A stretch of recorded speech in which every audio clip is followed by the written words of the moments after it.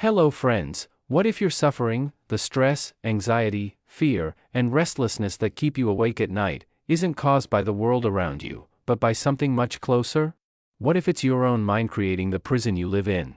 That's the revelation behind Joseph Nguyen's book, Don't Believe Everything You Think. Nguyen, a writer and spiritual teacher, merges timeless wisdom with simple psychological truth, that your thoughts are not who you are. The mind is a tool meant to serve you, yet for most people, it becomes the master. This book teaches you how to reclaim that power, break free from mental overthinking, and rediscover your natural state, peace, love, and joy. Before we proceed, please hit that like button and subscribe to this channel. Chapter 1: The Journey to Finding the Root Cause of Suffering. The chapter opens with a striking truth: pain is inevitable, but suffering is optional. Nguyen explains that life will always bring challenges, loss, disappointment, uncertainty, but the way we react to these events determines whether we suffer or grow. He distinguishes between two arrows. The first arrow is life's unavoidable pain, the event itself, like heartbreak, rejection, or failure. The second arrow is self-inflicted, our mental reaction to the event, resentment, self-pity, or endless overthinking. It's this second arrow that causes suffering. As the Buddha taught, you can't control the first arrow, but the second is optional. But Nguyen admits that understanding this truth didn't free him right away. He had spent years, like so many of us, trying to fix himself through endless methods: therapy, books, meditation, spiritual retreats, and habit hacking. He followed routines, practiced discipline, changed his diet, and chased perfection, but none of it brought true peace. Deep down, he still felt anxious, unfulfilled, and lost. In his darkest moment, when all self-help methods failed, he stumbled upon something life-changing, a new understanding of how the human mind creates suffering. This understanding, that suffering comes from our thoughts, not our circumstances, marked the beginning of his transformation. The chapter isn't just about his story, it's a mirror for the reader. It invites you to see how you too may have been trying to fix your life externally while ignoring the real source of distress, your own mind's interpretations. Nguyen doesn't dismiss pain, he simply shows that psychological suffering is optional. Once you realize that your feelings are born from your thinking, you regain the power to choose peace over pain. Lightbulb key lessons and actionable takeaways. Recognize the two arrows. When something painful happens, ask yourself, is this the first arrow, life's event, or the second arrow, my reaction? Most suffering comes from the second arrow, your thoughts about what happened. Awareness of this pattern is the first step toward peace. Stop trying to fix the mind with the mind. Overanalyzing your pain is like adding more fuel to the fire. You don't need to fight your thoughts, just observe them. Let them pass without judgment. The mind calms itself when you stop interfering. Chapter 2: The Root Cause of All Suffering. What if you found out that the world you live in isn't really the world, but your version of it? That what you see, feel, and react to every single day is not reality itself, but your mind's interpretation of it? That's where Joseph Nguyen takes us in this chapter, straight to the heart of suffering. He says something that might sound simple at first: we don't live in reality, we live in our thoughts about reality. Think about that. Two people can be sitting in the same room, hearing the same music, breathing the same air, yet having completely different experiences. One feels grateful and calm, the other feels trapped and anxious. The situation is the same, the only difference is their thinking. Nguyen explains that our minds give meaning to everything. Nothing in life has an inherent meaning, we're the ones who label it as good or bad, fair or unfair, success or failure. The moment we attach those labels, we stop seeing life as it truly is. And it's in that space between what's happening and what I think about what's happening that suffering is born. He gives a clear example: imagine someone who hates their job.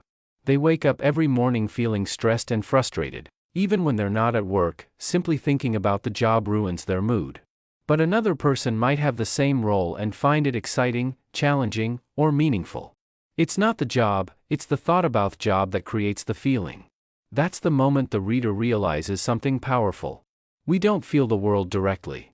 We feel our thinking about the world. Nguyen then asks a question that hits deeply.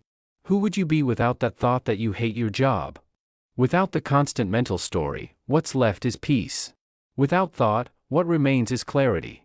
And that's the whole point: our suffering doesn't come from life, but from our thoughts about life. Once we understand that, we can finally stop trying to fix everything outside of us and start paying attention to what's happening inside. To make this even clearer, Nguyen shares a beautiful Zen story, The Empty Boat. A young monk keeps getting angry whenever someone disturbs his meditation. One day, while meditating in a boat in the middle of a lake, another boat bumps into him. Furious, he opens his eyes and yells, only to realize the other boat is empty. There was no one to blame. In that instant, he understands that his anger didn't come from the boat, it came from within him. The empty boat becomes a symbol of all the people and situations we think are upsetting us. They're just boats, it's our reaction that fills them with anger, fear, or pain. When we see that, everything changes. We realize that peace was never something we had to chase, it was something we covered up with layers of thought. Key takeaways. You live in your thoughts, not the world. Every emotion you feel is a reflection of what you're thinking, not what's actually happening. Shift your focus from trying to control life to observing your thoughts about it. Let go of the second arrow. Pain may visit, that's life. But suffering is optional. When you stop reacting to your reactions, you stop firing that second arrow at yourself. Chapter 3, Why Do We Even Think? Joseph Nguyen begins this chapter with a quote that captures the struggle of modern life. I think and think and think.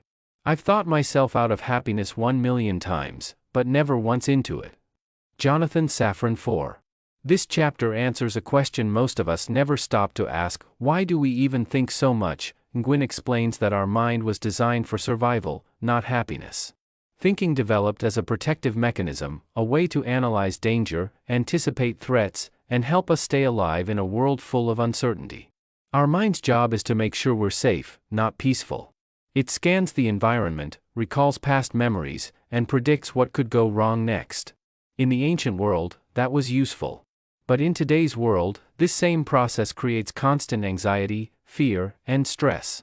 Nguyen compares the mind to an alarm system, one that never stops ringing. It's not broken, it's just doing its job too well. The problem is, we mistake its noise for truth. The mind keeps warning us of imaginary dangers, replaying old mistakes, worrying about the future, and protecting an identity that doesn't even need protection. When we over-identify with these thoughts, we stay trapped in a cycle of fear, restlessness, and overthinking. He beautifully explains that our mind's duty is survival, but our soul's purpose is fulfillment. The mind keeps us alive, but the heart helps us truly live. The mind is designed to help us function, but not to make us joyful. That's why even after achieving goals, making money, or finding success, people still feel empty, because the mind can't deliver peace, only awareness can. Nguyen reminds us that there's nothing wrong with the mind. It has done its part, but to experience lasting happiness, we must learn to rise above it and listen to the deeper intelligence within us. Key takeaways. Thank your mind, but don't obey it. When your thoughts start racing with fear or worry, pause and say silently, "Thank you for trying to protect me, but I'm safe." This simple awareness shifts you from fear to calm. Listen beyond thought. Spend a few moments each day in stillness, no phone, no noise, no agenda. Just listen. The more you practice, the more you begin to sense the quiet intelligence beyond your thinking. That's your soul guiding you, not your mind controlling you. Chapter 4, Thoughts versus Thinking. This chapter is one of the most eye-opening parts of the book. Joseph Nguyen explains that there's a huge difference between having a thought and thinking about a thought. A thought just appears, effortlessly, like a cloud floating across the sky. But thinking is when we grab that cloud, analyze it, twist it, and build stories around it. That's when peace disappears and suffering begins. The author illustrates this with a simple example about money. When you're asked, "What's your dream income?" a number pops into your head instantly. That's a thought. But the moment you start thinking about it, doubting yourself, comparing, judging, you feel fear, guilt, or stress. The original thought was neutral, it's the thinking about it that causes pain. Nguyen calls this the difference between creation and destruction. Thoughts create, thinking destroys. He also shows that thoughts often come from something greater, what he calls the universe or source. But once we start overthinking, the ego takes over, adding limitations and fear. The truth is, thoughts are harmless and fleeting, it's our engagement with them that makes them feel heavy.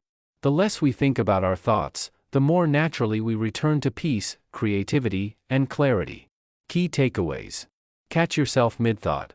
When you feel anxious or tense, ask yourself, am I simply having a thought, or am I overthinking it? That awareness instantly creates distance between you and the thought. Let thoughts pass like clouds. Instead of trying to control your mind, just watch thoughts drift by without holding on to them. Peace naturally returns when you stop chasing every thought that appears. Chapter 5. If we can only feel what we're thinking, don't we need to think positively?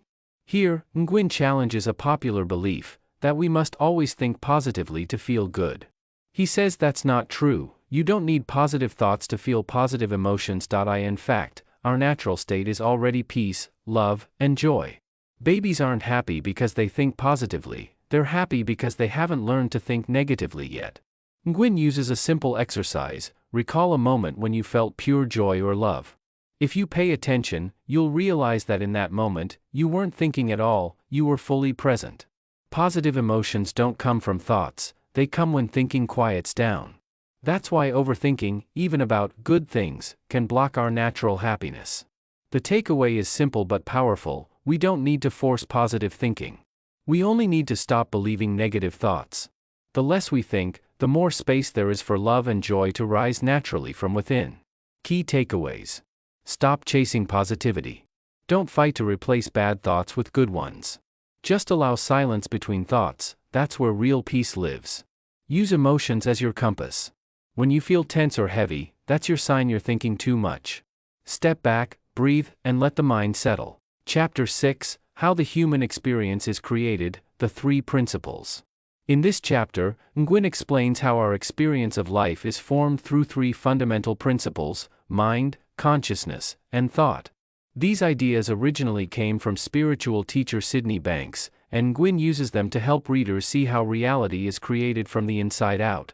Universal Mindy's the intelligence behind all life, the same force that makes trees grow and hearts beat. Consciousness is our awareness, the ability to experience life. Thought is the raw material that shapes what we perceive. Together, they create our personal world. When we're connected to universal mind, we feel calm, inspired, and full of love. But when we overthink, we cut ourselves off from that energy, and life feels chaotic.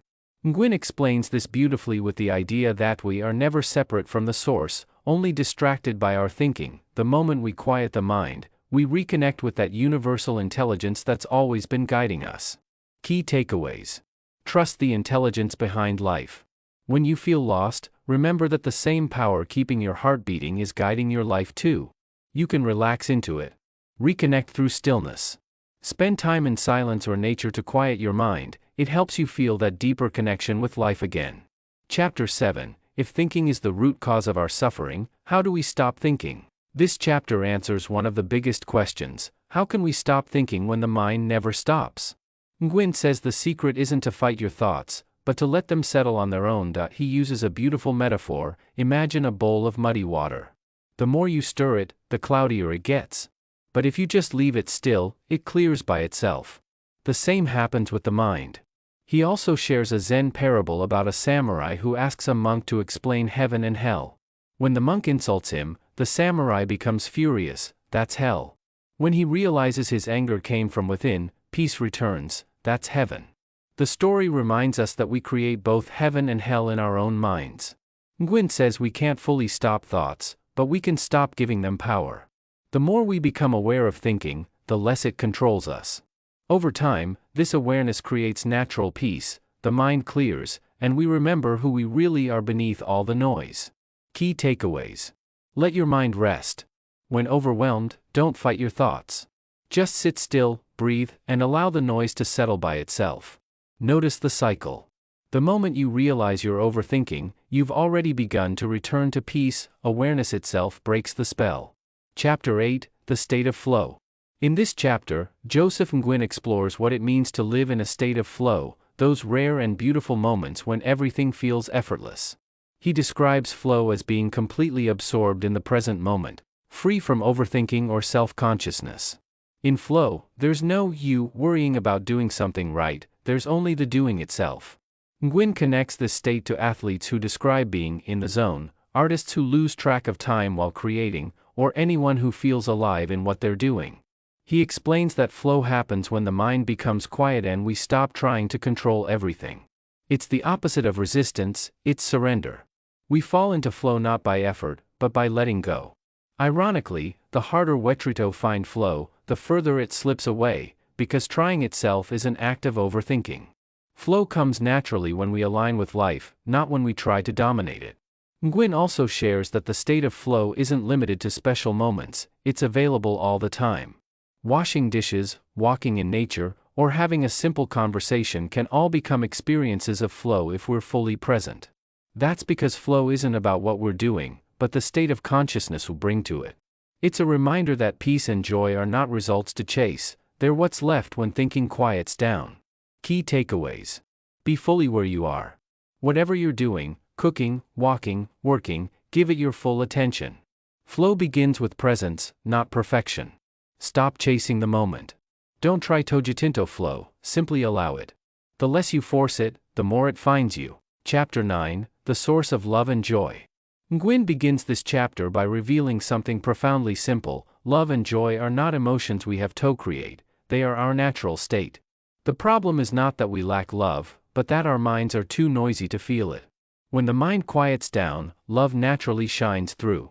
He gives examples of times when people feel pure love: watching a child laugh, listening to music, holding someone dear. In those moments, thinking stops. That's why love feels effortless, it's what remains when thought disappears. Nguyen explains that love is not a feeling towards someone, it's an energy that flows through us when we're connected to the present moment. He also shares that many people look for love outside, in relationships, validation, or success, but these are only reflections of the love already within us. When we stop seeking and start being, love reappears on its own. Joy, too, is not about circumstances. It's what naturally surfaces when we stop resisting life. In short, love and joy are not rewards, they're reminders of who we truly are. Key takeaways. Pause and feel. Take small pauses throughout your day, breathe, look around, and feel the life within you. That presence reconnects you with love. Stop seeking, start allowing. Instead of trying to find joy, create the space for it by letting go of judgment and mental noise. Chapter 10, The End of Suffering. This chapter marks a turning point. Nguyen reveals that suffering ends not by fixing your thoughts, but by no longer believing them. When we realize that thoughts are not facts, their power fades. The mind loses its grip, and peace emerges naturally. He compares suffering to being caught in a dream that feels real. The moment you wake up, the fear disappears, not because the dream changed, but because you saw it for what it was. Similarly, when you awaken from identifying with thought, suffering ends. Nguyen insists this awakening isn't mystical, it's practical. Every time you become aware that a painful emotion is coming from your own thinking, you're waking up a little more. He also reminds us that pain will still exist, loss, change, and endings are part of life, but suffering, the mental resistance to what is, becomes optional. Peace is not the absence of pain, but the absence of struggle. When we stop arguing with reality, life starts to feel whole again. Important quotes. Suffering ends the moment you stop believing your thoughts. Peace isn't found by changing life, it's found by accepting it fully. Key takeaways. Notice resistance. When you catch yourself thinking, "This shouldn't be happening," pause. Breathe. That's the doorway to peace. Don't fix thoughts, see through them. The goal isn't to change negative thoughts, but to realize they aren't real. Seeing through the illusion is liberation. Chapter 11, You Are Not Your Thoughts. Nguyen drives home one of the book's most powerful truths: you are not your thoughts, you are the awareness that notices them. Thoughts come and go, but something in you is always watching, unchanged. That watcher, your consciousness, is who you truly are. He offers a vivid example. Imagine you're sitting by a river, and thoughts are like leaves floating past. Most people spend their lives chasing the leaves, trying to catch the good ones and avoid the bad ones. But real peace comes when you realize you're not in the river, you're sitting on the bank watching it flow. Once you understand that thoughts are just temporary visitors, they lose control over you. Fear, guilt, and doubt fade because they're seen for what they are, just passing patterns in the mind. The awareness beneath them, calm, peaceful, unshaken, is your real nature. Important quotes. You are not the storm, you are the sky that holds it. Thoughts are guests, you are the home they visit. Key takeaways. Practice observation. Spend a few minutes each day watching your thoughts like clouds. The more you observe, the less they control you. Shift identity. When you feel overwhelmed, remind yourself, I am the awareness, not the thought. That single shift creates instant calm. Chapter 12, Returning to the Present Moment. In this chapter, Nguyen reminds us that peace exists only in one place, the present moment. The past and future are creations of thought, they don't exist right now. All anxiety comes from thinking about the future, and all regret comes from thinking about the past. But here, in the now, everything is okay. He gives an example of how animals live. They don't stress about tomorrow or replay yesterday's mistakes. They simply are. Humans, however, get trapped in mental time travel. Nguyen explains that coming back to the present doesn't mean ignoring the past or future, it means realizing they are thoughts appearing now. He suggests grounding practices, noticing your breath, feeling your body, listening deeply, as simple ways to return to the present. Over time, presence becomes your natural home again. Key takeaways. Anchor to the senses. Whenever you feel lost in thought, focus on one sense, your breath, sounds, or the feeling of your feet touching the ground. Ask this question: am I here, or in my head? This gentle reminder brings you instantly back to now. Chapter 13, The Simplicity of Life. Here, Nguyen brings everything together by showing that life itself is simple, it's the mind that complicates it. When we drop judgment and expectations, life unfolds with grace. He explains that most of our stress comes from trying to make life fit our mental idea of how it should. He offers a beautiful analogy: life is like a river, it's meant to flow. When we fight its current, we tire ourselves out. But when we relax and flow with it, we move effortlessly. Life isn't here to be figured out, it's here to be experienced. Nguyen reminds us that happiness doesn't come from solving everything, it comes from realizing there was never anything wrong with life in the first place. 2 action points. Accept life as it comes. Don't rush to label things as good or bad, just let them unfold. Every moment has its own purpose. Simplify your inner world. Drop unnecessary stories. You'll see how peaceful life already is without the mind's commentary. Chapter 14, Letting Go. Joseph Nguyen begins this chapter by explaining that letting go is not something you do, it's something that happens naturally when you stop holding on. Most of us are carrying emotional baggage, regrets, guilt, anger, fears, believing that if we think about them long enough, we'll resolve them. But as Nguyen gently points out, holding on doesn't heal, it only keeps pain alive. The act of clinging is the real burden. The more we revisit old wounds in our minds, the more we reinforce them. True freedom begins when we realize we don't need to carry the past in our present. He gives an example of someone replaying a painful breakup or an unfair event at work. We convince ourselves that by replaying it, we'll somehow find closure. But what really happens is that we relive the same pain repeatedly. Nguyen explains that closure doesn't come from mental analysis, it comes from releasing resistance. Letting go isn't forgetting or pretending it didn't hurt, it's simply recognizing that the moment is gone, and continuing to hold on to it only harms us. Here the author compares emotional release to unclenching a fist. You can't force your hand open, you simply stop clenching. In the same way, you can't force peace, you can only stop resisting life as it is. The instant you stop identifying with your thoughts about what happened, the emotional charge begins to dissolve. Letting go isn't about changing the past, it's about changing your relationship with it. You stop asking, why did this happen to me, and start realizing it happened, and it's no longer happening now. Action points. Notice what you're holding. When an old memory or regret arises, don't fight it, just notice that you're holding on to it. Awareness alone starts to loosen the grip. Breathe it out. Imagine exhaling the weight of old emotions. With each breath, mentally release one layer of attachment. You'll feel lighter without trying to fix anything. Chapter 15, The Power of Stillness. In this chapter, Nguyen dives into the power of stillness, not as a practice, but as a state of being. He explains that stillness is not the absence of movement or sound, it's the space beneath all movement. It's the calm center within you that never changes, no matter what's happening around you. The more we learn to connect with that inner stillness, the more peaceful and steady our lives become. He uses the example of a storm over the ocean. On the surface, the waves may be wild and chaotic, but deep beneath, the ocean is silent and undisturbed. Our minds are like that. Thoughts and emotions are waves, but deep inside, there's an untouched stillness, our true nature. Most people never discover it because they live at the surface, tossed by every wave of thought. Meditation, mindfulness, or simply sitting quietly are ways to sink below that surface and reconnect with this depth. Nguyen says that when you tap into stillness, inspiration flows naturally. Great artists, writers, and thinkers have all spoken about ideas coming through them rather than from them.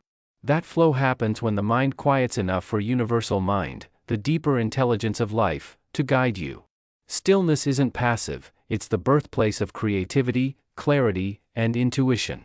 Once you experience it, you realize that peace was never lost, it was just buried under noise. Key takeaways. Start your day with silence. Before checking your phone or speaking, sit in quiet for a few minutes. Let your mind settle. This small act sets the tone for the entire day. Find the still point in motion. Even in busy moments, at work, in traffic, during stress, pause and feel the stillness behind your breath. It's always there, waiting for you to notice it. Chapter 16, The Awakening. This is the chapter where everything comes together, the shift from knowing these truths intellectually to living them experientially. Nguyen describes awakening as the realization that you are not a separate self trapped inside a noisy mind, you are the awareness in which the mind appears. It's a quiet but profound transformation where the constant identification with thought falls away. He explains that awakening doesn't mean life suddenly becomes perfect or pain disappears, it means you stop suffering over pain. You start seeing thoughts as clouds and emotions as passing weather. There's a deep sense of peace underneath it all because you're no longer confusing yourself with the storm. Nguyen compares it to realizing you were in a dream all along, the same world remains, but your relationship to it changes completely. Author also emphasizes that awakening is not a one-time event. It unfolds gradually, moment by moment, as we catch ourselves believing a thought and then remember, that's just thinking. Each moment of awareness is another small awakening. Over time, this becomes your natural state, not something you chase, but something you fall back into. Life becomes lighter, simpler, and infinitely more peaceful when you stop being lost in your own mind. Key takeaways. Catch yourself awakening. Notice the small moments when you see a thought for what it is and smile, that's awakening in action. Honor those moments, they're evidence of freedom. Live from awareness, not analysis. Before reacting to anything, pause and notice, who is aware of this thought? That single question instantly shifts you from mind to consciousness. Chapter 17, The Return to Peace. In the final chapter, Nguyen brings the journey full circle. He reminds us that everything we've been searching for, happiness, love, clarity, purpose, has been within us all along. Peace is not something to achieve, it's what remains when we stop believing every thought. The more we return to awareness, the more life unfolds effortlessly, like a river finding its way back to the ocean. He compares peace to the sky, always present, even when clouds cover it. Thoughts, emotions, and challenges are just passing weather, they come and go, but the sky remains untouched. Our mistake was thinking the clouds were us. The return to peace happens when we stop identifying with the temporary and remember the eternal. Nguyen encourages readers to live from that space of awareness, to see thoughts, people, and situations with compassion rather than judgment. He closes the book with a beautiful reminder: life is not meant to be controlled, it's meant to be lived, loved, and experienced. When the mind quiets, the heart naturally opens. And in that silence, we remember that peace was never something we had to earn, it was what we've always been. Key takeaways. Return to yourself often. Whenever you feel scattered or lost, close your eyes and remind yourself, peace is already here. That awareness resets everything. Live gently. Stop trying to control life. Approach each day with curiosity, openness, and acceptance. The softer you become, the freer you feel. Final quotes to remember. You are not your thoughts, you are the awareness that notices them. Peace was never lost, it's just waiting for you to stop searching for it. Closing note. If this book touched you, let it be more than just something you heard, let it become something you live. Each time you feel lost in thought, use that as your invitation to come home, to the quiet space within you that's always been free. And if this summary brought you peace or clarity today, don't forget to like, share, And subscribe, not just to the channel, but to peace itself. Because every time you return to awareness, you're not just listening to life, you're finally living it. Thank you.